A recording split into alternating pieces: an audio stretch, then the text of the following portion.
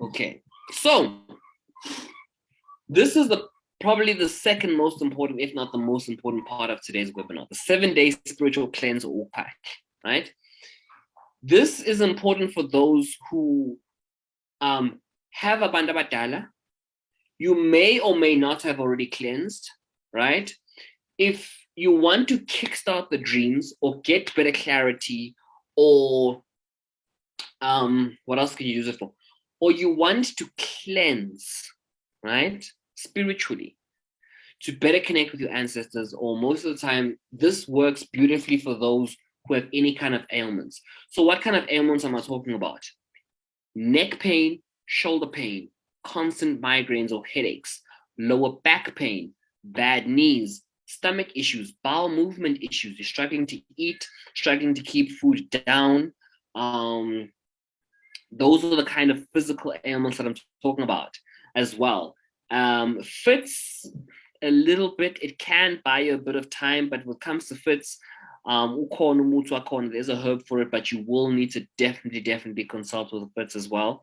But this is the 7-day cleanse, very good, especially for those that are abroad. So if you have someone or you have a friend that is abroad, what I would recommend for you is to give them this understanding, right? Especially if you know that they have an African spiritual calling, or they are a descendant of someone who had an African spiritual calling and didn't answer it. The 7-day cleanse requires you to start with acquiring seawater, right? Not holy water, not seawater specifically, right? The reason we're using seawater is because seawater is the one body of water which is perpetually cleaning itself, right? Always. The sea never disappears. Some rivers have dried up, some lakes have dried up, some springs have stopped springing, but the sea never disappears, constant. So you collect enough for 7 days to bath. So how it would work is that you'd have your normal shower, you'd run your bath, right? And then you would pour maybe 1 liter or 2 liters of seawater in it, right? Or you can steam with the seawater and then pour it into a bathtub and then bath, right? Abstain, so celibate for 7 days, no seafood, no pork, right? How it would work is you'd pasha normally, and then you'd move on to prayer, okay? The purpose of the most important thing is what you are saying. Upasha waka would happen in the water. So whilst you are in the tub, or whatever the basin, or whatever the case may be, and you are splashing yourself with your water, you are calling upon your ancestors and you are speaking to them, okay?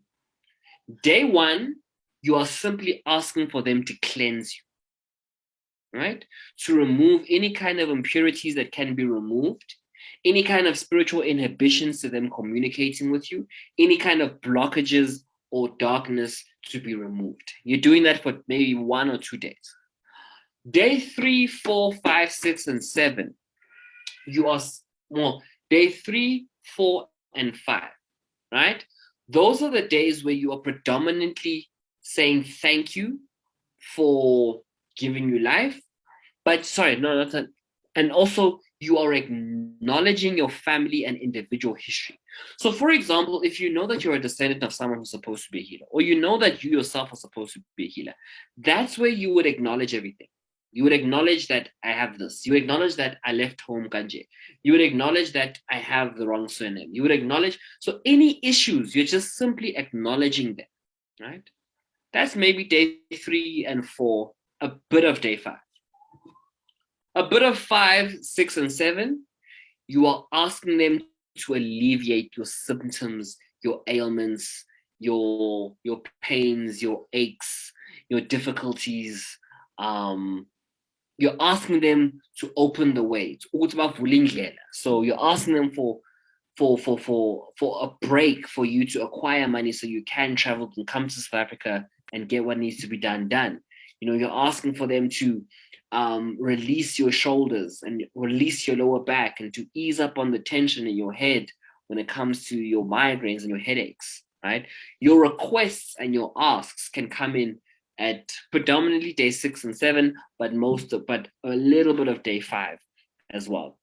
The 7-day cleanse is extremely effective, and I'm yet to meet a client, right, especially those abroad, who hasn't had success with the 7-day spiritual cleanse. But if you stick to the rules, no seafood, no pork, completely abstain from any kind of